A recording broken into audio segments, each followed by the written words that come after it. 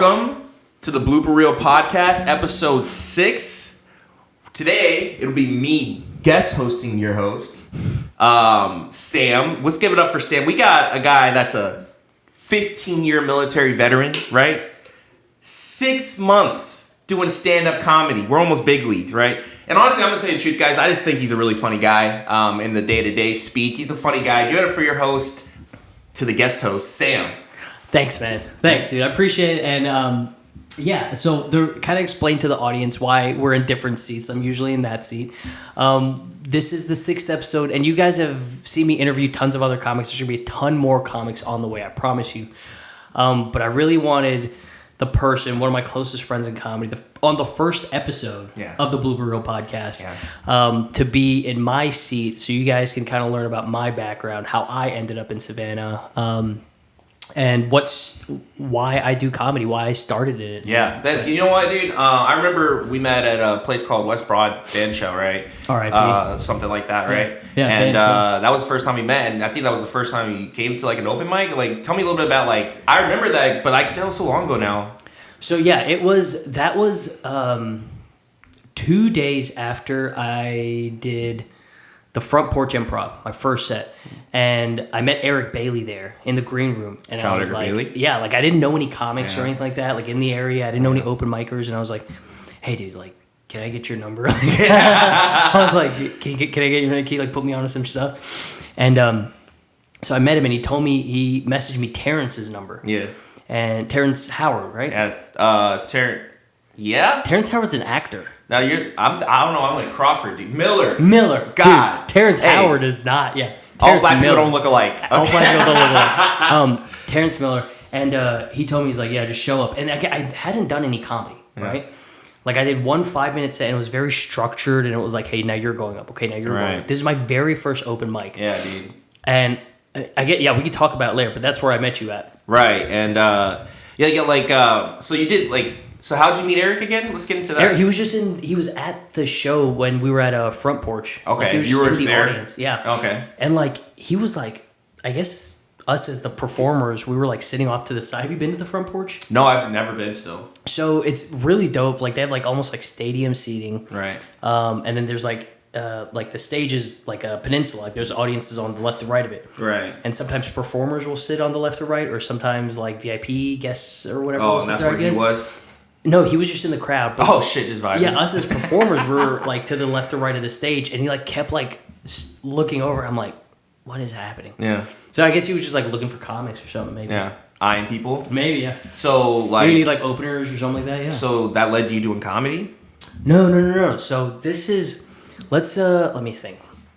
You talking about how I got into comedy? What was the moment where you're like, okay, I'm about to do stand up? What was it, meeting Eric, or what was it, going Front Porch? No.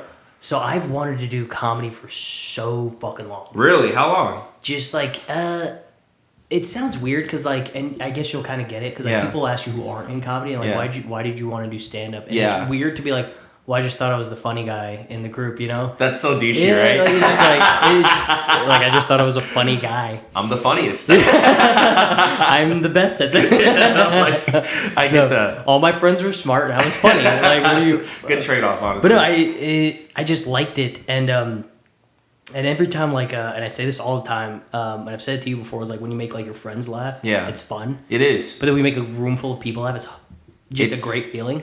Bro. So I fucking, I signed up for an 8-week class at Front Porch. And I do a bit about this. It was a joke in my very first set. Right. It was an 8-week comedy class at Front Porch Improv. Yeah, I like when you tell this joke. Yeah. And we started out with 11 people, dude. Yeah. 11 people, and it was really cool. And I was it was in the green room of the Front Porch Improv.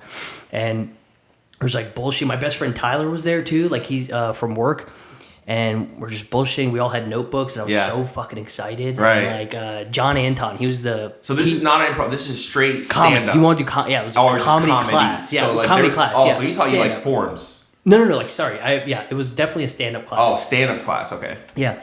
And he... John Anton was teaching it, and he taught us how jokes are structured, things that you could learn on the open mic circuit, but you'd have to hit multiple Right. mics. A little bit of like a tips and tricks. Yeah, like cutting the fat out of jokes that a lot of people don't really know. Yeah, like you could think you have a great joke and you're like, this is a 5-minute joke, and you look at it and like someone who like you, if I gave you that, you're like, this is a 1-minute joke with a lot of extra fat that you don't exactly because like what do we gotta think about? I think about little shit like I don't know if this is a real coined term, you know what I'm saying, but like punchlines per minute, like how I'm thinking about like okay, just a lot of nothing going on right here, you know. Now there are like storyteller comics, like who's a good story, like Chappelle. I feel like now that he's older, he's gotten into more like longer winded stories. Yeah, Segura, I like when he was a little punchier. Yeah, I do miss when he was a little punchier. Segura's a big storyteller. Yeah, he fucking just tells stories like his shit about his kids and stuff. Is fucking hilarious. He's a little deranged. He's deranged. You have to see it. You watch that TV show? Yeah, it's insane. But no, so this I was at the front porch and like we're doing this class and it was every Tuesday and I had to be up at like 4 a.m. Right. And this class was on Tuesday. I think it was at like 7. Yeah. So we'd go in there and it was like an hour long and I'm out here, bro. Yeah. So it's like an hour drive there, hour drive back. So I get home probably like the class ends at 8. I'm in bed like after I do all my stuff like 9:30, 9:45. Right. And I get up at 4 a.m. and I'm like, fuck. Dude, stand-up is ass. People don't tell you about this part when you're trying to like do stand-up full-time and one day maybe, right? Yeah. That you still have to like have a job and gotta pay your bills. Then you have to go do something that only occurs really at night. Yeah. And then you have to still wake up. And then you gotta do regular day people shit. Yeah, like you're just like, shit's not really that funny anymore. Yeah. It's like it's just not. You're just pissed off by Thursday. I bring that mic like a little closer. For sure. No, you're good. But it's, dude, I did that, right? And it was like my friend, I think second weekend, he quit. He was like, fuck this. Like, I can't, I keep sleeping late or I keep sleeping in for work. He's like, fuck this. I'm not. He just wasn't that into it. But that guy, by the way, I think he's funnier than me. Really? He's just the funniest fucking shit. Just off cuff. And it's crazy. How many people that I see like go up like one time? I'm like, oh, they got the thing. They have it. And then they never come back ever again? I know. People who just lost the bet. I think people realize like too, like they do it second time. That second time is always usually ass. Yeah. Almost always. Not always, but no, but you realize like once like the novelty visa were like, okay, I did it, I wrote 5 minutes book, but there's like so much more. It's like, okay, well I think are you only as good as your last joke? I agree. You know what I mean? Exactly. Then like, you remember that joke that you really liked? It only hits sometimes. Like what? Yeah. Don't you want it to hit all the time? Yeah. Or like once you're done, it's just like, okay, well you can't just do this set forever. Yeah. Like then you're a one-trick pony. Yeah, you're that. What is it? In like the Old West, it was like the old men with the snake oil. Like you just go from town to town. Oh, yeah, trying like to sell the snake it. Oil works is like it doesn't work. All right, we're going to the next town. Yeah, exactly. Yeah. No, you're right. So you did the comedy class. Wait, so I cut you off, but like my friend quit, and then we started with 11 people, and then it ended with 5 people. Right. It's crazy to me. Right. 5 people that are like, no, we're not. Yeah. Like comedy school fucking was too much for me, dude. Right. Yeah. So they quit, and then we did the set with 5 people, and I did that first set, and like.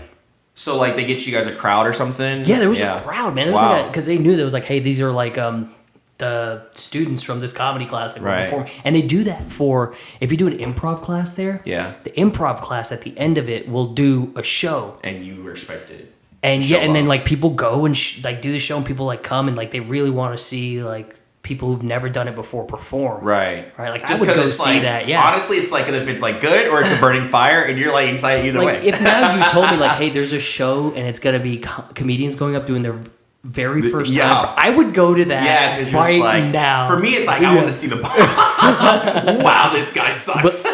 But the crowd there is like really good. They're really supportive. Like, really supportive. Like they understand. Like okay, these aren't like. These guys aren't closing stadiums. They're not fucking pros, dude. Yeah. So, but I did my first 5, and I actually no, I did like 3. 3. Oh, you thought you had 5? I thought I had 5. It was 3, bro. And I studied. I was out there in my living room. I had a timer for 5 minutes. I was like, boom, start. Right. And I was like going through my jokes, like telling my jokes to my dog. Yeah. I did that over and over and over. Right. And I was like, I swear. And like I even did dumb things. I was like.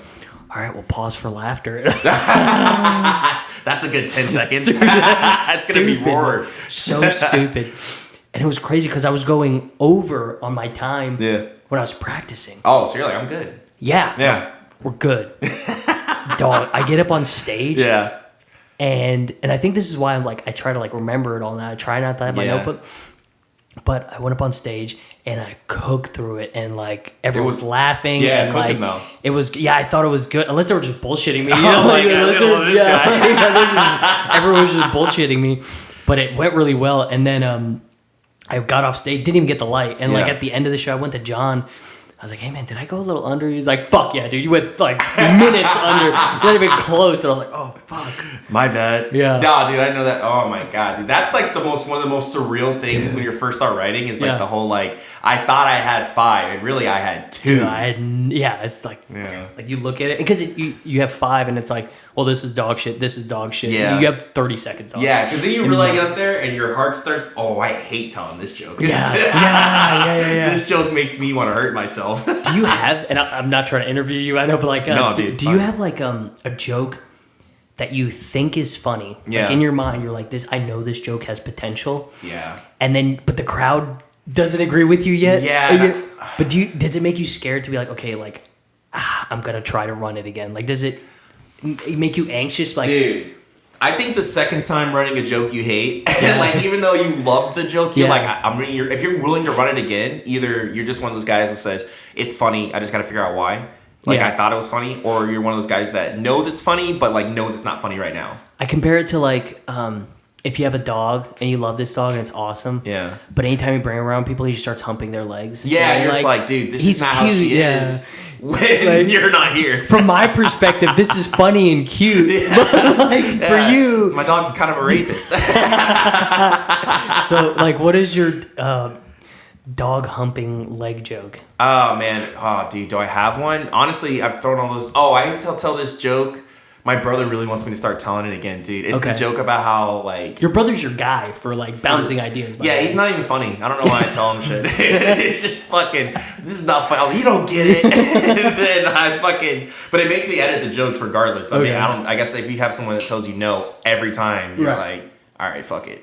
But anyways, I had this joke where, like, when I was early in, and I would talk about, like, how I had a kid. If I... Like, how much I wouldn't be a good dad or something like that. Could I choose myself? I'm a selfish guy. I couldn't choose sacrifice for the kid. And it was like if they were on a plane or something like that, and they said they had like one life that's left, I'd be like, I've heard you run that joke. I hate that joke. You hate that joke? Yeah. You hate it? It used to work like a long time ago, and then it stopped working, and I just never looked at it again. You need to, because there was one time you had a combination. I don't remember what it was, but like it went off really well. Yeah, and it's like 250-50 for me.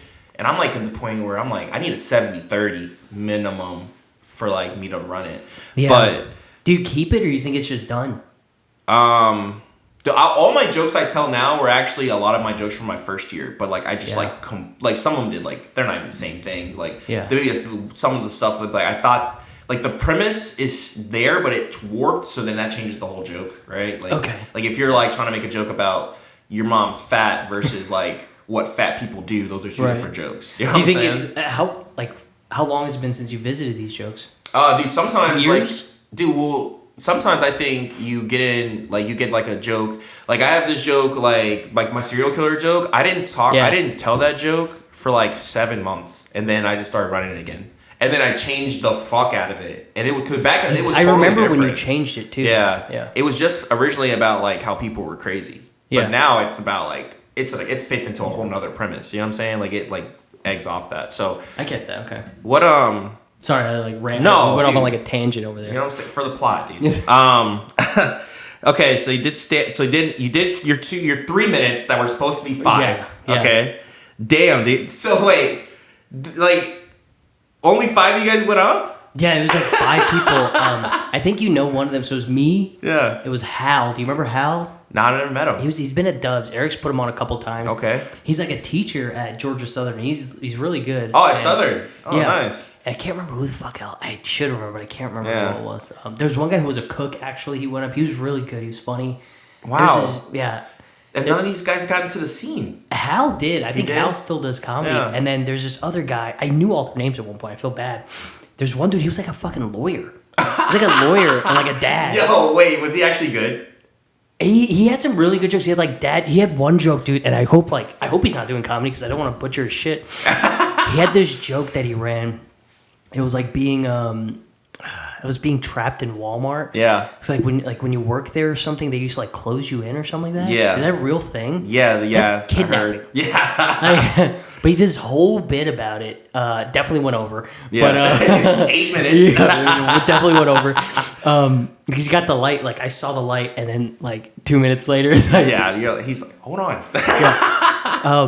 But he had a really good bit, and then he had this one really good bit. He's like me and my wife been married, blah, blah, for this long. Yeah. It's like I don't think I could meet women now. It's like the best I could do is like hit her with my car, and then just be like, and then just that's actually good. And then just be like, do you have insurance? It's like, yeah. And he's like, all right, she's a keeper. It was really good. Like his daughter came and everything, and I ran that joke about the Ireland like blowjob drug, and his like 14-year-old daughter's there. Oh my god, that's Dude, I felt bad. He mentioned it to me in the green room. He's like, yeah, my kid's gonna be there, and I was like, why'd you do that? you for the last 7 weeks do what material I was running, my guy. You know, like you're gonna want to see this Sam guy. Dude, like you fucking knew what jokes I was throwing. I've been practicing them all with you. Oh my gosh! Did you guys give each other like tips and tricks? Yeah, too? yeah. Wow. Dude, so this class, right? I'm like gassing up front porch, but well deserved, by the way. Yeah. This class, so like if one forced me to write, right? Like I had to fucking write. Like, right. If I didn't write the rest of the week, I'd show up there after work on Tuesday and I'd be like, okay. And he'd give us like exercise on how to write. Like one was what was it? It would be like something blank, and then like a normal joke. I'm trying to think of one like 109 blank walk into a bar, right? And the bartender says, right. Wow. So we all like. And that was one of the funnest exercises because it helps you with riffing. Right. Okay. Like we all went around circle. He gave us like, all right, you have 10 minutes to write like as many. Wow, what the fuck? 10 minutes to write as many. That's kind of crazy. Yeah. I have my notebook from that class, dude. I wish I would have wrote some down. That makes me want to ask you, do you think you would benefit now I'm sure you write comedy different now. Yeah. But do you think you would benefit now running that same system now? Like, what if you just said, you did everything you did in that class, but you just do it now, what you know about comedy? Yeah, I think so. Because I've heard the same advice that, like the stuff that John was teaching in that class, Kenny told me that shit. Right. We're doing like a writer's room at Dubs where like we had a show and like no one showed up. Yeah. So we all just went. It was me, Matt Hogan, Eric, Kenny. I think Wendy might have been there too. And like we just went up there and like ran material. I'm like, hey, what do you guys think? What should we change? Blah, blah, blah. It was really cool. Yeah. So I went up there and I had this joke. I can't remember what the fucking joke was. Yeah. And Kenny was like, okay, like stop right there. What did you feel in that moment in your joke? I was like, what do you mean? He was like the who, what, when, where, why. Like, give me all your senses. Because in one of those combinations of something, you're going to find the joke. Yeah. He's like, where were you? Was there something funny about the locations or something funny about the time? Okay, that's interesting. Is there something funny about the sense of smell you had? Is there something funny about what you saw? Like, so, like, what I say sometimes is, like, just, like, when I'm saying something, and you're, like, we were talking about this earlier, the premise is good to you, but you know it's funny. Yeah. But you're, like, trying to find the funny. Like, where's it at, though? I don't know where it's at. Yeah. So that, so he and John Anton taught us a lot of that too. Yeah. So I think a lot of his class does work because I have that joke where I added more to the comedy school joke where I was like, yeah, bitch, like I got credentials now. You know, like I went to school for this shit. Yeah, no, dude, I love that joke. When you first told that joke, I was like, that I don't want to ruin your joke, but yeah, I was like, at that time that was my favorite. That was at the band show. That was like your favorite set, joke. Yeah. I was like, oh, this guy. I never watched you. And that was the first time I ever saw you, and I was like, oh, he's got the thing. He's got the thing. Thank okay, you, man. Yeah. But fucking, there was something else I wanted to say. It's gone now forever. No, it's all good, dude. So you obviously you're not a Georgia native. No, dude. So yeah, where'd you come from, bro? Where are your people from? Like, where are they at? Your tribe. You know how I get down, dude. You know what I'm saying? Your tribe is crazy. Yeah, hey. No, so I was born in India. Oh wow. Yeah, I was born in India, and I did a whole bit about it, right? Like, so I was born in India, and I moved out there when I was 5. Wow. And my dad, he like was in New York. Yeah. Like I didn't see him much when I was young, but he was in New York, like getting a place for us, right? Right. So me, my mom, my brother. At one point, we just moved in my life from India. I had no idea. I was 5. I don't know what's going on. We were just like, oh, we're going somewhere. And it was America? It was fucking America. Yeah. It was America. And That's crazy. Yeah, dude. We lived in the basement of like my dad's friend of like this apartment building he had. Because like we just didn't have money. You guys just wanted. That's why you moved. Yeah, we just like the opportunity, the American dream. Like my dad was like doing all this stuff. What year was this? Fuck. 90s. If I was 97. Wow. Okay. Yeah. What an interesting time to come. Yeah. Okay. And like, dude, fucking, we were so we lived in this like, from what, and again, this is like my kid's memory. Like right. It may be skewed or maybe different, but I thought we like lived in this basement. I'm pretty sure we did. No, let me back up. First, we moved to a place called Muscat, which is a place in the Middle East. Oh, like still there in the from Middle East. India. Okay. Yeah, it's like from India. We moved there, and we lived there for I don't know how fucking long. I think we were just like saving money to try to move to America, and right. At one point that place was like the cleanest place on the planet, right? Because the Sultan or whatever found oil, and he's right. like, "I just want motherfuckers to be cleaning 24/7." What? It was like the cleanest place, and again, I'm a kid. It's wasted on me. I have no fucking idea. Right. And it's like the desert, bro. Right. I got very few memories of that place. Yeah. We ended up in New York. Wow. Okay. Yeah, I don't know how. Like, I don't know what the fuck fast happened. Forward, we're in New York. Yeah, I'm a kid. Like, I don't, like it's just all movie scenes to me. They didn't consult with me on this. And they're like, "Hey, what do you want to do? Queens or Brooklyn? Where do you want to go? There's 5 boroughs. You pick your favorite." But we were in Queens. Yeah. I think. Yeah, where was Queens? And then, like, we were just working. My dad worked as a travel agent. Oh, wow. That? Yeah, like, before you, like, maps, you'd have to go get someone to fly you out or travel, so, like, book tickets and you'd call a travel. I forgot about those, yeah. And then we lived there, and then we moved out of that basement, and then we moved to an apartment, Park Tower, 11th floor. Wow. In Queens, New York, yeah. Dude, I didn't South know you side lived in New of York. Queens, That's crazy. in Jamaica, yeah. Wow, Jamaica, Queens, okay. Yeah, and I remember that, and, like, dude, I went to first grade there in New York. Yeah. It was a weird fucking thing. Like, it was just so weird. I just imagine like you're just coming whatever. from like the Middle East, basically, and now you're fucking. I'm in New York. You're in dead ass beast. I saw snow for the first time. I remember like I'd never seen snow, and like my dad told me, he's like, "Hey, it's gonna snow tonight," and I was like, I didn't go to sleep. I was like, "You're hyped." I was like, "Fuck." I'm looking at the clock, and I was like, okay, snow should be there now. Right. Like he said at this time. I woke up everybody. And I went to the window for it, and it was a 1-bedroom apartment. It was me, my dad, my mom, my brother. I think my grandparents lived with us, like off and on. Fit. It was tight, bro. Yeah.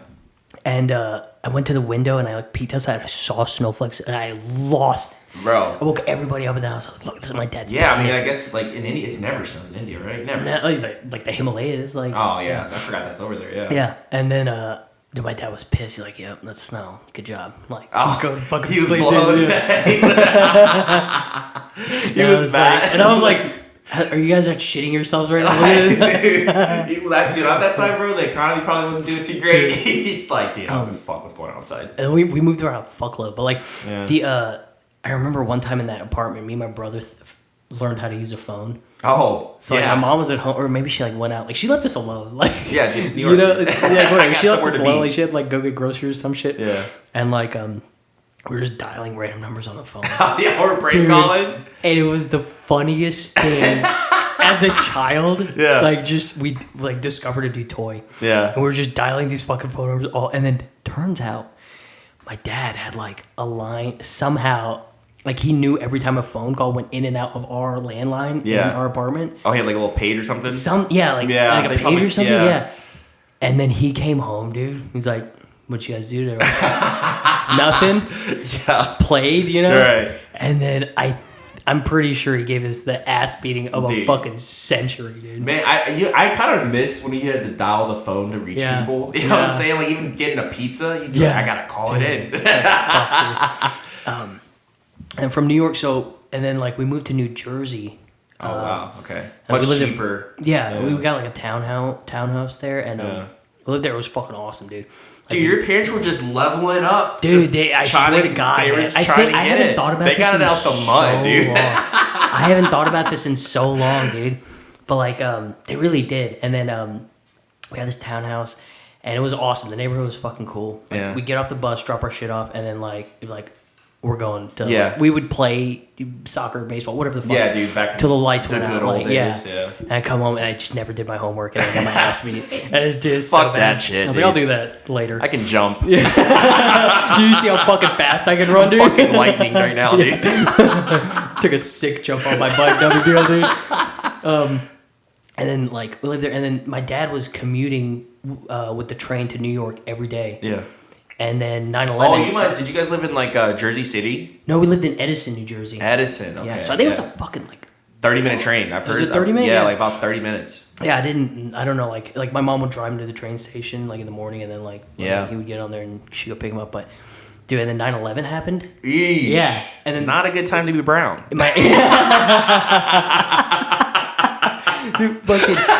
My fucking dad was in the city. Yeah. And like, shit. Yeah, like I'd be like, man, dude, I get impersonator fucking vibes all the time, bro. So I'm always a little nervous. It was crazy, and like fucking the fucking impersonator vibe. How often do you get stopped at an airport? Dude, never, because they hear me talk one time and they're like, okay. If you didn't talk and you wore like open-toed shoes, you fucked. Oh, dude, if I got some fucking good sandals. You're fucked. You're done, dude. They're gonna fucking pull you. Yeah. Honestly, bro, it's fucked, dude. You know, it is what it is, though. You know, it's a good vibe. You know, I get the white girls that are into Indian dudes. Yeah, you know, yeah. and they find out. I'm like, they're like, never mind, dude. It's a little more than what I bargained for here. Oh my god, I'm trying to get some money, dude. I'm telling you the truth, bro. Fuck, man. Yeah. So like the travel agents, like people weren't like flying. So he was like locked down in the city till like I don't think he got home. And again, like explain this to me. So. Fuck. How old was I? We're 9/11. You're 2 years older than me? I'm 33. Yeah. So, dude, I was like 10. Were you 13? No shot. No way, dude. You were born in what year? Okay, we can do this. We're adults. It's 2026. This is what ChatGPT has done to me. It happened in 2001, so it's 25 years ago. Oh yeah. So 6. Is that math? Is that right? I was definitely in school, dude. I was in school. Whatever. I was fucking young. I was 7. Okay, 7. So you were 9. You're 9. 9. Okay. Dude, we sound so stupid. Oh my god, you were in 3rd grade. You should know. You were older, bro. I'm a child. Yeah, I guess so. 9's still 9. Fucking. You ever seen that video where like this dude goes, "How many stars are on the flag?" And she goes, "Well, there's 13 colonies, minus 50 states." Goddamn 47. No, fucking, I haven't seen that shit, dude. I will watch that video just like days, just randomly. It lives rent free in my head, bro. I can't do math anymore, dude. I just kind of that part of my brain's useless. I don't need it, dude. Just don't need it. And then fuck. Where was I even at? So, they locked 9/11 happened, right? And then like try to explain to a kid like, hey, some people like flew a plane into a building, and I was like, why did they do that? Yeah, like. Were they lost? Like, yeah, what I are you remember. you know, like you just don't understand that shit as a kid. And then like the city's locked down. And I was like, well, that doesn't do any fucking. What do you like? Why'd you lock down the city? You don't understand. Like, oh, they're looking for people, motherfucker. Like they're like, they need to secure this. But then he like finally got home on a train or something. We unlocked the city, and then like he tried to explain to me. I was like, I don't get it. Dude, you know what? I got it right away. My teacher broke down in tears. Really? She said, they might fly a plane into our building. I'm like, fuck. She told you that? She said that what are you talking about? I was like, oh, we're going to die? Like, this is crazy.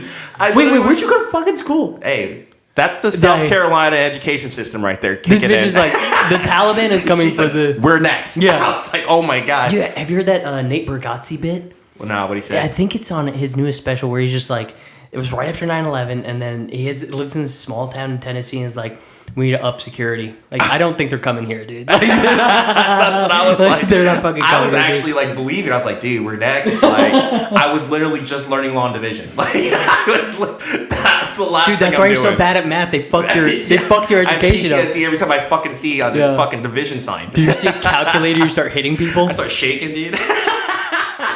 Fuck, man. Oh my God. And then, all right, so what? Yeah, what else you got? Sorry, I was fucking talking forever. No, it's all good. Then you said, so then you like, you guys were in New Jersey, so like, did Jersey. You grow up in New Jersey then? Yeah, I like probably till like 5th grade. Oh, so you moved again? Yeah, I moved a fuckload, bro. Yeah. So from then, like, moved, and then like again, like the travel agency business wasn't that great, and then oh, it was good. Yeah, like, I'm not getting on those planes. So, and then like also like New York was just crazy. Yeah. So we moved to I think Florida. Yeah. Yeah, I moved to Florida, and I remember as a kid I was like, okay, well I'm gonna die with a hurricane. Like this is a nightmare. Dude, you guys hit all the major states right out the gate. Horrified, bro. As a kid, I was so scared for fucking hurricanes. I think Mulaney has a good bit where he's like, I thought quicksand was going to be more of a problem as an adult. Dude, because of cartoons, bro? Like, dude, they were in everything. I've never Johnny seen it. Quest fought like at least 11 times quicksand. I've never seen it. But I was terrified of hurricanes. And we moved to Florida. We were only there for like a fucking year. Oh, okay. And then moved to Kentucky. Right. And that's like where it all happens. I say I'm right. Yeah. Yeah. I went through middle school and high school in Kentucky. Yeah. And then it was weird being like an Indian kid in Kentucky. Like, you don't really spend Dude, I mean, it's the Midwest. Yeah. It's fucking the Bible Belt. Yeah. Kentucky's I guess, yeah. But it's, like, I had, like, my best friend Logan, like, we just saw him last Christmas. And we like, did all that stuff. But, like, I had a lot of friends. Like, it was fun. Yeah, you still run into Dude, I lived in Montana for 3 years. Fuck. Dude, but I still got, like, guys out there. You know what I'm saying? Like, it was horrible. You're going to run into it, like... I hope not, dude. Yeah. It's there. Like, it's not going to end. Oh, man, I hope not. Yeah. Dang, so you grew up in Kentucky, and then how'd you end up in Georgia? Yo, fucking, there's still so much, like, story. Dude, there's so much. Dude, so... What the fucking life, well, obviously, like I said, you were in the military, right. So you lived in Kentucky. So, like, my brother, he's, like, crazy fucking smart. Yeah. He's so smart. I think he got, like, a full ride to UK, and, like, he got this, like, crazy job out in California. What years did he go? I couldn't fucking tell you. He's 2 years older than me, so... Oh, he graduated in 2008, I think. Oh, did he do go to good time? He did go to good time. They were good basketball-wise. Dude. Like, at one point, like, you couldn't fucking touch Kentucky basketball. Yeah, dude, they were untouchable. They don't know that John Wall's on the way. Yo, dude. John Wall. Remember with the stupid fucking, like... The little dance? Dude, everyone was doing that. Dude, that shit was tough, not gonna lie. And then Davis. Davis was a monster. Booker, it was a good time, dude. It was a good time to be a Kentucky fan. And my brother's like a huge sports fan. Yeah. I mean, how could you not like Kentucky, bro? If I went to fucking... You know what I'm saying? I'd be like, I love Kentucky. Fucking Cat's my guy. Fucking all that shit happened. And then... like I knew like I wasn't like stupid. I was just like, I'm not gonna get scholarship. Yeah. Like it's just not gonna happen. You know what it requires? You're like, nah. I was like, I can't do this. Yeah. So then I went to the recruiting office. I went to join the Army. Yeah. I didn't have a plan for after college. How was that process? It was pretty cool. So I actually took my recruiter's daughter to fall formal. You were fucking your recruiter's daughter? No. He said, give me that E5. No. So fucking like I think that's what it was. Like I knew her, went to school together, and then I told her I was playing around with this idea to like join the military. Yeah. And he was like, like my dad's a recruiter. I was like, get the fuck out. Like, okay. Really? So I went to go see her dad. Yeah. And he talked me through it, and like I think when I went in there, I was like, I want to do infantry. Yeah. And then like I took the ass. I was like, you should not do infantry. You should like, shoot a little higher. Like you could do better. And then he wanted me to be like a fucking fueler. Yeah. I was like, no. Like, what are you talking? No. Like, that sounds awful too, dude. That sounds miserable. Excuse me. But then he signed me up for attack helicopter repair. Right. I was like, okay, cool. Yeah. Let's do it. 6 years. Yeah. And I joined the reserves initially. You did? I didn't know did, that. yeah. I did 6 years in the reserves. That's so much different than being... Because, like, in my mind, I was like, I want to go to college. Yeah. Right? So I was like, the reserves is the way to go. Yeah, that's true. So I went home and, like, I Googled what an Apache helicopter was. Yeah. I had no fucking idea. I was like, what is this? Sick. And then, of course, it's, like, the most Army video ever. This is the most Army, like, just fucking, like... You watch the video, like, rock band where do I sign? Like, where do I sign? Yes. Give me all this fucking... They're just showing Mustangs. The pilots are with like hot bitches. Like, you want to be a pussy or you want to be?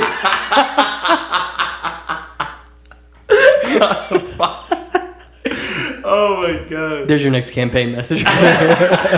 Sick, dude. And then they fucking so we did that, and I fucking joined. I did that for 6 years, and like. I learned a lot, like did a lot of good shit, and then I was just like, I just wanted to like work on aircraft. Yeah. Like I liked aviation. I was like, let me work on aircraft. Yeah. I want to do it full time, and I liked the Army at the time. I was like, So I was like, fuck. Dude, when I was a kid, I didn't even know. Like, you're so dumb. You're like, oh, Air Force flies planes. Yeah. Army doesn't have any planes. That's the Army. They're on the They ground. have the most, Yeah. I think, like I didn't know helicopter wise. Yeah. Yeah, that shit's actually insane. Yeah. And then so like I signed up to be active duty. I went to school to go be a Black Hawk guy. Oh, really? Yeah. So I went to shit. and it Big was deal. it was so the Apache, like, you can't fly with it. It was like a door gunner. It's just a 2-pilot aircraft. Yeah. And then when I went, I volunteered for Korea as my first duty station. Wow. Right? That's a shithole, Dude, but it's like Korea in the good way. Is fucking wild. That's not for the young. Korea's wild, yeah. And then fucking I went there and like did all that shit, and then I spent like 2 years in Korea. That's where I met my wife there. See? Yeah. I met my wife. And it's weird saying that, like, my ex-wife. See? In the same sentence, dude, is crazy. But she was an American. She was a white lady living in Korea. And she was like as an English teacher, and then we got married and came back. And then I went to New York for 4 years. You did? Like upstate New York. I didn't know you lived in New York. Did not like New York, like, but it was like, up. But did you go to the city every now and then? Like maybe once, dude. Dang, is that far like, from where? It's like 5 hours. New York's fucking massive. You're in Maine then. New York's massive. Yeah, I think it was closer to Maine than like New York City. Jeez. Or like it was like the same distance, but New York's fucking huge. Yeah, I think I forget about the upstate all the time, Yeah. and people always say you're not from New York if you're in the upstate. It's so different. Yeah. It's all dairy farms. Yeah, it's weird. It's all dairy farms and like farmland and stuff like that. I think a lot of meth is out there. I'm pretty that sure. makes sense. Like the town outside of Fort Drum, New York, is just like you look and like this town's falling. I mean, dude, if all you if do this is base wasn't here, like you're fucking fucked. milk cows, dude, I'd do a little meth too every now and then. You know the fucking the little tree air fresheners. Yeah. That started in Watertown, New York, I think. That's near where you were at? Yeah, because there's like shit. the factories there. It's like, I guess, like a German. You talking about the brand, like the actual tree the brand? little tree brand, yeah. Like what? Yeah. That's crazy. Yeah, that's like, it's funny. Like in the in-brief at Fort Drum, like you can go check out the air freshener factory. I was like, oh, there's nothing here. Like this. Yeah, like that's your attraction. That's your thing. Yeah, that's your night out. And I met my wife at the air factory, at the air freshener factory. There's also like they got a big fucking mall. It's like the Mall of America or something in Syracuse. Oh. Yeah, I've heard. It's like the biggest fucking mall like this side of the Mississippi. Bro, you will get robbed. Oh, You get robbed Syracuse is dangerous? so quick. Yeah? If you walk out of that mall with Yeah. something that says Apple on it, you're getting fucking robbed. They're like that serious It's bad. about They it? wait Eesh. to That's see- the city? Like Syracuse, the city? Syracuse is pretty. Yeah. Wow, I love the college, dude. Yeah. Yeah, Dude, that's crazy. they'll fucking rob you so quick. Dude. It's Dang, crazy. bro. I didn't know that. I thought, wow, okay. So like the two things they sold you, I was like, this is not that great. yeah, I'm out of here. Yeah. I spent 4 years there, dude. Yeah, fuck And that. then after that, I moved to El Paso. Oh, what? Dude. Yeah. I didn't know you lived. You know, I lived in Alamogordo. Did you really? Get the fuck out of here. My number's it's a 575. Oh shit, dude. Yeah, that's right. Yeah. Mine's still a 315 from New York, but like. Yeah, you know, that's what, like 30 minutes? 45? I forget what Something it like is. that, yeah. Something very, I've been to El Paso many times. Really? Yeah. Did you like it? No. Why did you like it? That part of the country is just very odd. You know what I'm It's a saying? weird, yeah. Like, I would say El Paso is basically New Mexico. I went to I went to El Paso because I deployed with Fort Drum in New York. Yeah. And I remember driving through El Paso and I looked at my wife at the time. I was like, "This, I feel like I'm in Afghanistan. Like this." Yeah, it's weird. Looks Desert, like that. nothing. Yeah, and then mountainous and like. I thought the people were kind of cool, but like The people were cool. Yeah. Some of the great best Mexican food you'd ever had. Yeah, honestly, but like I was like, I gotta get out of here. Drivers are crazy, dog. Yeah, no, drivers dude, for real. are crazy. And in it's El Paso. because like also like what's the major city near El Paso? Well, how far are you from anything? Las Cruces, New Mexico. That's what I'm trying to say. That's where we had to go to, which was like 30 minutes. Mm-hmm. Damn, you really were from that. You literally lived there. I mean, that's Las crazy. Cruces. Las Cruces was kind of cool. Las Cruces is beautiful because you go from like desert, dude. Yeah. And then I think it's like an hour, maybe it was an hour and a half from us, but like you go up these mountains and like you start seeing trees. There's wild horses out there. Do you know that? Dude, it's weird. Wild horses, and like we got a cabin. I'm like, It's like the sacred land still. this is completely fucking different. Yeah, Like, it really is. There's a wasteland right there. Dude, yeah, no. Yeah. Yeah, and you know, Alamogordo was horrible, dude. There was the Air Force Base there. My dad was stationed Oh there. yeah. Yeah, and there was it was right next to White Sands. Yeah. Okay, Yeah. that's why you were fucking there. Yeah. That's dude. We could have run into each other like so many different times. That's in what life. we were meant to. You know what I'm saying? It was like kept. We probably. I'm telling you, bro. Like that area too, dude. Like everyone went to. There was nothing to do. We all went to White Sands. Yeah. Like I was doing the Everyone White goes Sands to like White Sands. 10 times a summer sometimes. I didn't fuck. It was right there, dude. There's like shit to do there. You just slide down hills. Really? That's like my ancestors. That's the craziest thing. You like get your fucking little like circular, I don't know, like sled, wax it up, and you just go down fucking mountainous hills, dude. How fucking fast do you go? Dude, I'm talking you're going like 30, bro. Shut the fuck up. You're fucking That's going, crazy. bro. And people be like trying to like surf it. It would be crazy. Did you see people get fucked up on Yeah, it? dude, I saw people eat shit. Some people got injured, bro. Fuck your shoulder up, fuck your neck up. I mean, you get like road rash from like the sand, I bet. No, right? the sand's, that's the thing, dude. It's ultra soft. That's crazy. It's like moon almost dust. like clay. Yeah, it's like weird. And that's fucking crazy. Yeah, you never got to go while you were out there? No, I just never went. Dude, yeah. Damn, so you were in El Paso. Then what happened? How'd you get to, Fuck, dude. Yeah, so I got out of the army, dude. And I got out of the army. Why'd you get out? I was just done. I was like, I don't think, like, I don't have it in me anymore. No, the dog. Dude, 20 is a long time. 20 is a long time, dude. 20, it's like I was pretty close to 20. And people were just like, well, like, why'd you get out? So I was like, I just didn't want to do it anymore. Dude, you gotta want really, it. you have to love it. You have to want it. And I was like, I don't want it. I think my dad told me his last stint was the hardest stint was the last one. You know what I'm saying? Because you're just kind of ready to go. Yeah. You know what I'm saying? Like, so you imagine you already felt ready to go before the hardest one. Yeah. You gotta go.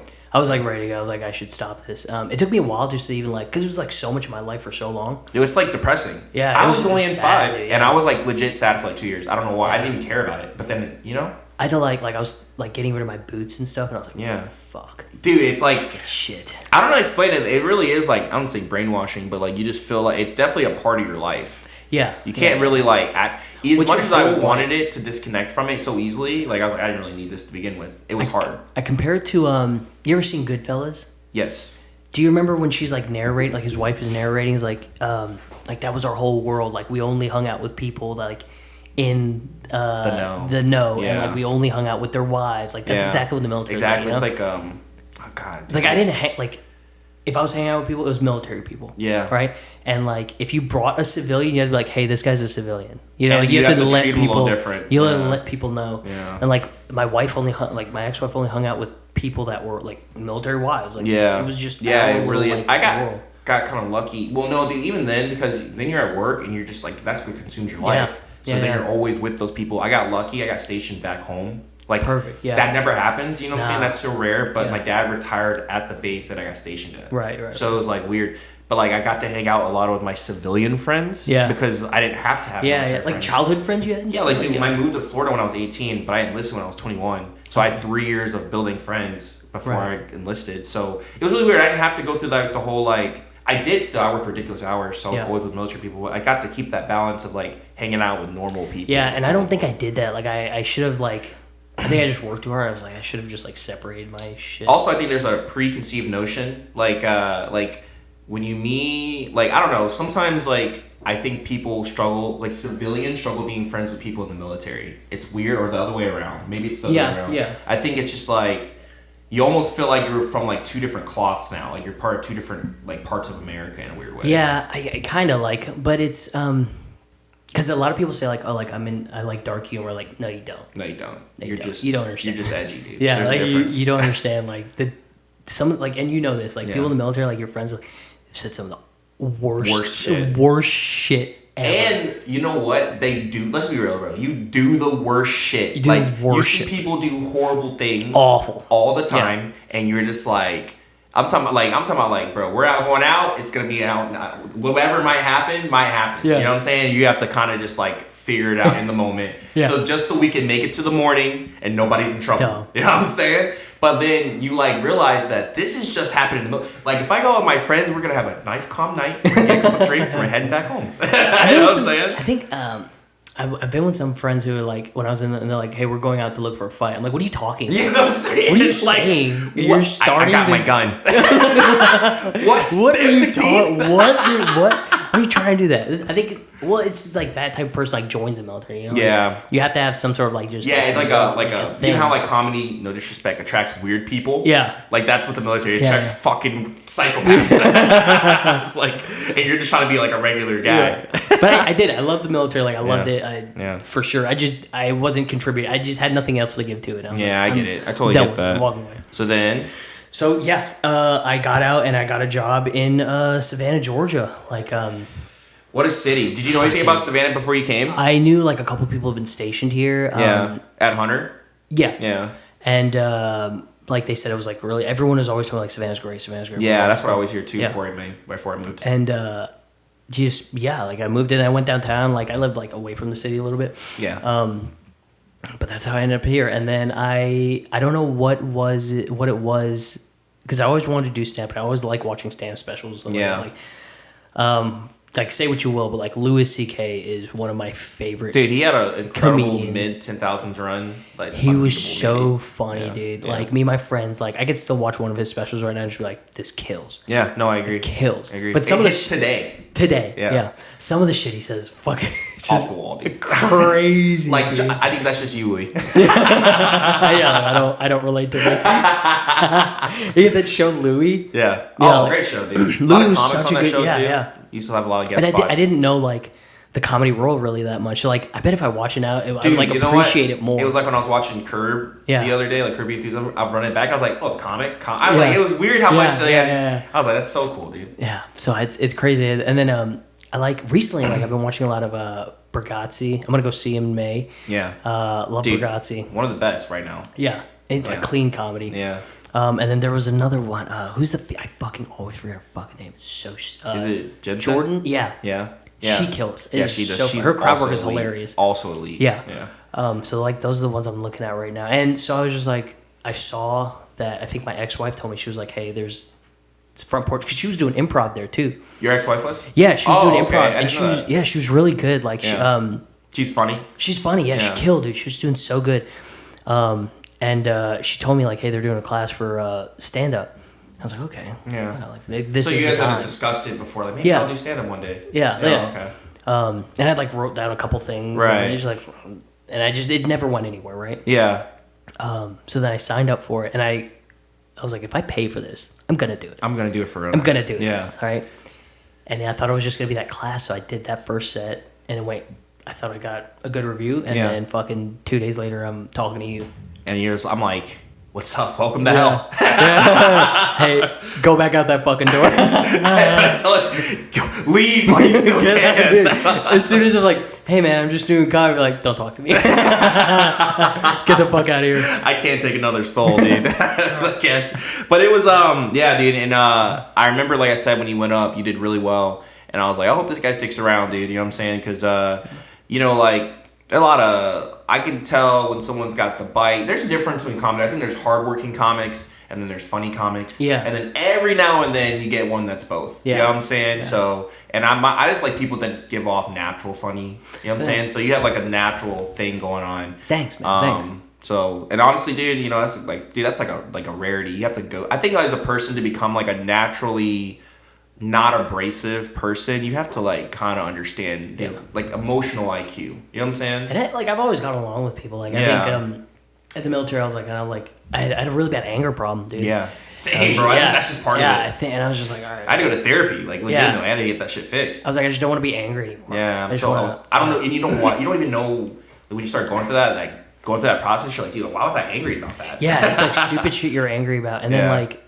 Even now, like people like test you, like, dude, why? Like, don't why do you want to make people angry? Like, what are you doing? And you can tell, you know what? As a former angry person, you can almost immediately see when someone's angry, like, and they don't understand it. Yeah. And I'm like, oh, this person's like angry right now, but they don't even understand. They don't understand why they're angry. It's so. I used to get angry when people would tell me I was angry. Yeah, I'm not fucking angry, dude. So it was so fucked up, so toxic. But like, I learned, like, and I went to therapy about it too. I was just like, I used.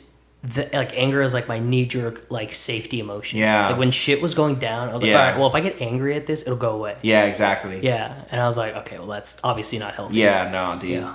Definitely raises the blood pressure a little bit. Yeah. But, so like I've talked about your first set, a couple times, but like, what did you feel like going up there? Now you did your first set, but this feels like the real first set because it's like nobody a band show. Okay, because now you're like, okay, this is a crowd of people who really aren't even. Dude, let's be honest, they were not there for comedy. They were there to eat fucking food. Yeah, and they're like, we talk about that saying, like sometimes you do stand up for a crowd, sometimes stand up happens to a crowd. This is like it happens to them, right? And you want to like. I don't know. Could you sense that right out the gate? No, because I didn't have that like muscle yet. So like, what was your mindset going up there? So like, I messaged Terrence Miller, not fucking the actor Howard. Not Howard. Yeah.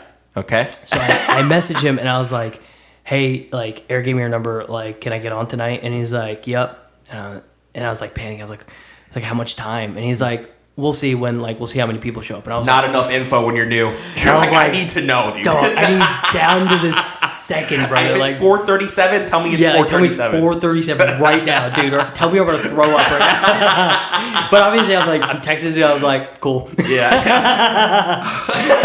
You put your phone down. I put it under the pillow. Like, what did I do? And then, so I fucking I went up. I think he like Terrence let me do like a good bit of time. I think. When he first started, he was trying to get comics. I don't think anyone was like that. When you start a new mic, it's hard to get it going. Right. Sure. And so he like probably was letting us do like 8 because we were the only two motherfuckers showing up. You know what I'm saying? So he's like, fuck it, run it till Yeah. So I fucking went and I was nervous, but I just didn't know, and I was like, okay, well I know, and I knew at that point, like, okay, comedy. This is how comedy works, right? Like, so these big names or whatever, right? They go to smaller mics or like they do like maybe smaller shows. Like Segura's never fucking coming to West Broadband show, right? Yeah. Like he's never coming to do a fucking like totally awesome. Like it's just never gonna happen. Yeah, to work material. Yeah, like he's going to some like club. Yeah, exactly. And so it's like, okay, like they have this thing that they've worked on, they've tightened, and I felt I had done that. So I went up, I was like, I'm just gonna run the same thing, like, and I thought it went well. But then like there's things like because I think immediately after I was like, hey, do you have any advice? Like, was I good? And you're like, I think you at that time you were just like, what did you say? Like you said something similar. You were like, yeah, I think you're just a funny guy, and like it shows on stage. Yeah. You were like, hey, you look like a nice guy, so like people want to listen to you. I told you about like likability and comedy. Yeah. And I was like, I was like, you're likable, and that's you already a leg up above most normal comics. Some comics go up, dude, and they just look like they hate being up there. So I hate them up there too, dude. You know what I'm saying? Sometimes it's I know scary. some comics. Have you seen? And I don't think it might have happened to me in Orlando. Yeah. But like where they're like holding and they get that shake. Yeah. And you're like, fuck, dude. And I see the shake, or they see the room's kind of hostile. And I used to do that. I mean, I still probably go up and down. Like, I see the room's hostile before I go up. Yeah. And I'm like, maybe my shoulder a little shrunk. I'm like, all right, I'm just going to go in there kind of timid and see if I can get them. Yeah. But, like, you don't ever have that. You don't have that at all. You go up there pretty much, let's do this shit. You know what I'm saying? I tried to, but there's sometimes I was like, fuck, dude. Yeah, but, like, you know what, dude? Like, that, I think every comic feels it, but it's like about what you do with it. You know what I'm saying? It doesn't, and once you have it, it doesn't affect how you come off at all. Thank you. So, so now you've been doing comedy for 6 months, right? So, like, what do you think, like, one of your biggest lessons or something, like, I find myself coming up with, like, I'm like, dude, I thought it went this way, but really it works like this. You know what I'm saying? Or like, and I have like a billion of those. And I'm sure you have come up with so many rules for yourself, like I can't do this, or this works better when I do it this way, or stuff like that, or like you're like, I like writing like this, or this is the best way to, you know what I'm saying? Like, what are some of the things like you've like picked up along the way that you wish you could tell yourself when you were at day 0? Okay, yeah. I think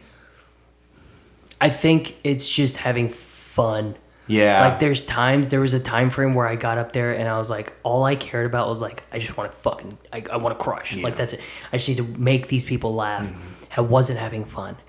You know? Like, I was like, why the fuck am I doing this? Yeah. Like, I hated it. It was miserable.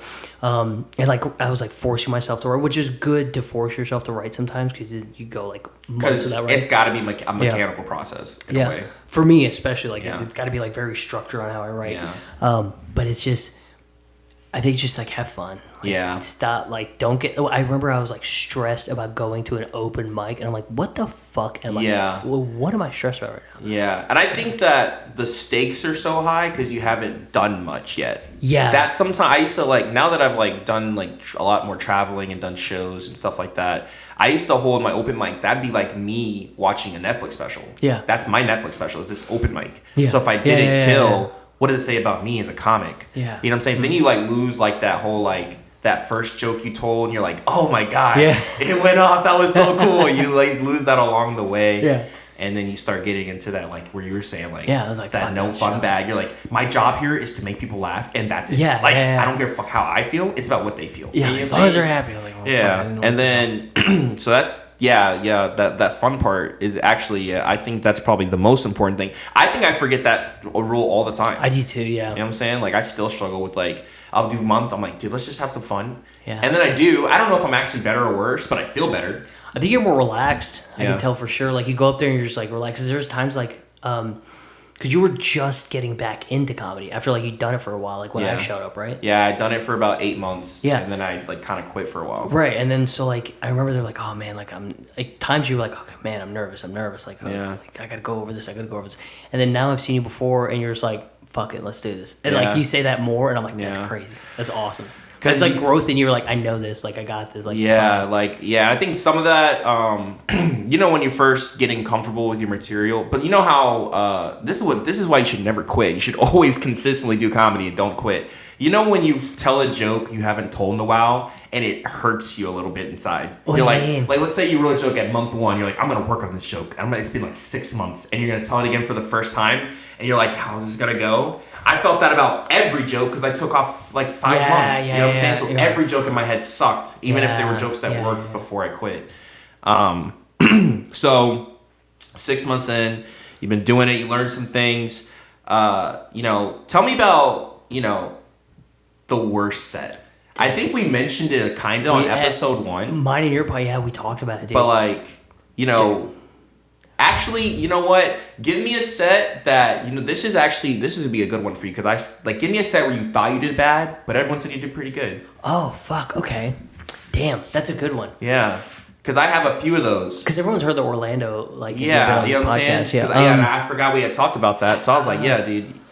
Let's see. Because those come, and you're like, I thought I fucking did horrible. Yeah. And then you get off stage like, bro, you fucking killed. And you can tell when people are being genuine or they're or they're just trying to, like, pity you. Because I would say, let me think. I've seen you kill it totally a couple times.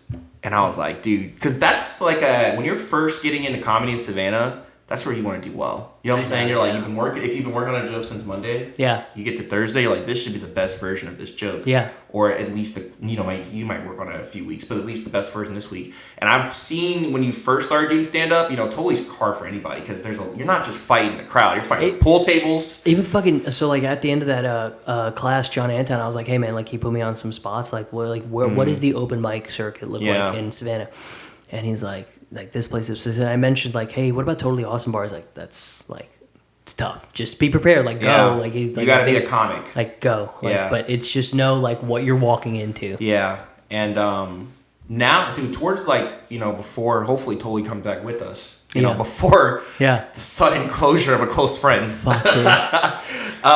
Hopefully, it comes back up, guys. We're rooting for you. They keep posting marketing. That keeps giving me hope. Yeah. Really? Okay. Yeah, they post some marketing. They're like, we want to come back too. Yeah. I'm like, all right, that's just, let's get the ball rolling. Hopefully.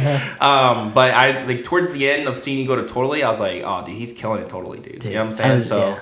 And I think sometimes you would get off stage and be like, I did okay. I'm like, no, bro, you cooked. Like, you cooked. And you know how it is. Some comics don't like, people will never admit this, but some comics don't like going up after certain comics. Cause really? Dude, like for different reasons. Sometimes it's just like such a sudden change in styles. But I think some comics have an ego, like I can go up there and cover anybody. But sometimes you ever notice it's hard to follow certain people, not because they're late. Sometimes it's because they're good. You know what I'm saying? But like sometimes their comedy style is so like not abrasive, like immersive that like people are stuck in it. You know what I'm saying? And they're like, now they just want more of that, even if your shit's funny. I know exactly what you're talking about. Yeah. So I was, I think you were there with me. Yeah. You might have been out of town. I know Brett was with me. Gerard. Yeah. He went up right before me at Totally. Yeah. Killed, of course. Yeah. Right? Like, killed. And I think me and Emma were talking about, I was like, should we keep a counter of how many times he says the N-word? N-word count? We were just joking about that, like, over by the skee ball machines. And, like he like pulls you in because he had these long pauses, right? Yeah, like does. in any of his set, he has these long pauses. He weaponizes pauses really well. Yeah, and like so the crowd's like, On like what, dude? Give it to us, bro. Yeah, like I know what you're gonna say, but I want you to fucking say it. Yeah. You know, he's really good about that, and he like will scan the room. I saw him at Stafford's for the very first time. He like scans the room during the pause, and I'm like, in my mind, I'm like, this is insane. Yeah. How are you doing this? Yeah. But he's really good at it. So like the crowd's like on Team Gerard, right? Like they're like, this is our dude, and then I go up and I'm like, fuck. And he like, you know, you like tie into like the comic before you or something, like saying another host. So I think I'm not gonna try to butcher his joke, but he was like, yeah, sometimes N-words be crazy. Like that was like a big bit that he did. So I went up there and was like, Gerard's actually right. Sometimes N-words be crazy. There's N-words be gay is what he said. Yeah. I mean, that's true though. And I did that. Yeah, I did that. And then it got a pretty good laugh. Yeah. And then I asked him, I was like, how long, like, you've been married? And he's like, yeah. I'm like, you're married to a white woman? He's like, yeah. I'm like, did she get the pass? And yo, you asked Gerard that? Yeah. And he goes, no. He said, I mean, even if it was true, I can't say it here, Sam. I can't say it here, Sam. Not here. So, but then that's it went really good. But I think it was at Frosty Frogs, actually. Yeah. With Emma hosting again, Emma Cavello. And it was like maybe like this. It might have been the second to last time Frogs like had a show. Right. And I went up there and I like did my material and like it was good. And then I did that pizza story. Yeah. Yeah, and like I was like, it just never was good again, right? Right. So then I got off and I was like down. And I think sometimes like I think I did bad even when I did good because like my material's like so rehearsed at this point. Like I know it. Yeah. Yeah, but like I don't want it to feel like I'm just like going off a script. Right. Like, it does feel natural. It should feel natural, but like I think sometimes like if I'm thinking about other shit, I'm like I get off stage and like I just blocked out whatever I was doing on stage. Yeah. And then I get off and I'm like, okay, I gotta go. Like sometimes you feel like a passenger in your own set, don't you? Yeah. Like I'm like I experienced myself too. That should not be the case. and maybe like you're like your hardest critic, right? Yeah. So like maybe like I like went like immediately start like Monday morning quarterbacking, like that was bad, bad, this was bad, you should have done this, like, you forgot this fucking thing that you wrote down, you fucking idiot. And then like someone off like say like, dude, that was a good set, and I was like, you're a liar. No, dude, I think, and that's good though that you have that internal critic. That'll make you a better comic. We know that. Like I think mine's just horrible, like one of the worst. I hate myself. You know what I'm saying? It's fucking awful. All the time. What are we at time-wise? I think we're at just about an hour, just over an hour. That kind of flew by. That flew by, yeah. It did. Sorry, I feel like I talked fucking everything. We fucking, honestly, we killed this shit. Yeah. I feel like I know who you are, dude. You know what I'm saying? Like, if I didn't know, I definitely know. We've been friends for a while. We haven't, like, ever... you know how comedy is, dude. You just start talking, but then you end up talking about comedy. So it's like, you're like, I'm sad. You're like, okay, well, how'd your set go? You know what I'm saying? Like, I don't know how to talk to my comedy friends about the deep parts of my life. Because you start like, but it's mostly tight because I can't get this joke off. Because then it's two of us that are just like both like fucked in the head. We're like, this isn't gonna get anywhere. Yeah, dude. Like, this is why I'm here to not talk about this shit. You know what I'm saying? So, man, this has been great. Episode 6 in the books, dude. 6, dude. And next week, actually, I'm having on. You know her. M-Joy. Oh, you're having M-Joy on. M-Joy is coming on. Fuck yeah, dude. She is... I cannot fucking wait to have her on this podcast. Honestly, arguably the greatest host in Savannah. For sure, She's fucking amazing. So funny. Yeah. But she's coming on next. But thanks for coming out and like sitting in the host seat, dude, and like letting me fucking talk forever. It was hard. I'm not gonna lie. I had to sit in this fucking throne. All right, man. Fuck, dude. All right, I think we're done, bro.